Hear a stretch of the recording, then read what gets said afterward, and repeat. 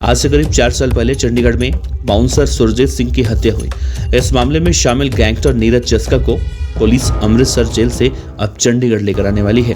Gangster Neeraj चस्का पंजाब के कुख्यात गैंगस्टर रहे देवेंद्र बंबिहा गैंग का शूटर कहा जाता है। चंडीगढ़ पुलिस ने चस्के से पूछताछ के लिए कोर्ट में प्रोटेक्शन वारंट लगाया था, जिसे कोर्ट ने मंजूर कर दिया है।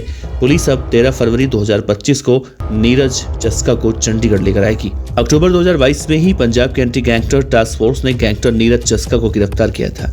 नीरज चस्का साल 2019 से ही फरार चल रहा था। नीरज फरीदकोट के गांव जैतो का रहने वाला बताया जाता है।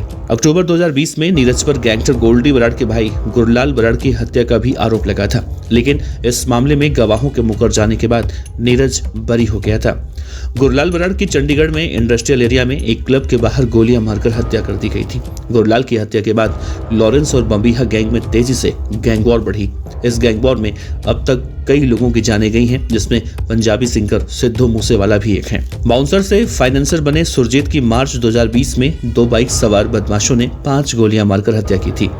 सुरजीत को 3 गोलियां छाती में, 1 कनपट्टी में और 1 गर्दन में लगी थी। उसे कुल 7 गोलियां मारी गई थी।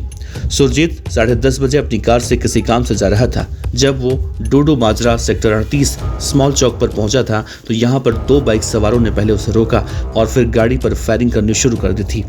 गोली चलने की आवाज सेक्टर 38 के रहने वाले एक व्यक्ति ने सुनी थी, जिन्होंने उस वक्त पुलिस कंट्रोल रूम पर सूचना दी थी। कहा जाता है Surjeet bouncer Lawrence Bishnoi gang से भी जुड़ा हुआ था। फिलहाल इसी मामले में गैंगस्टर नीरज चस्का, जो बंबिहा गैंग का शूटर है, उसे अब चंडीगढ़ पुलिस प्रोटेक्शन वारंट पर लाने की तैयारी कर रही है।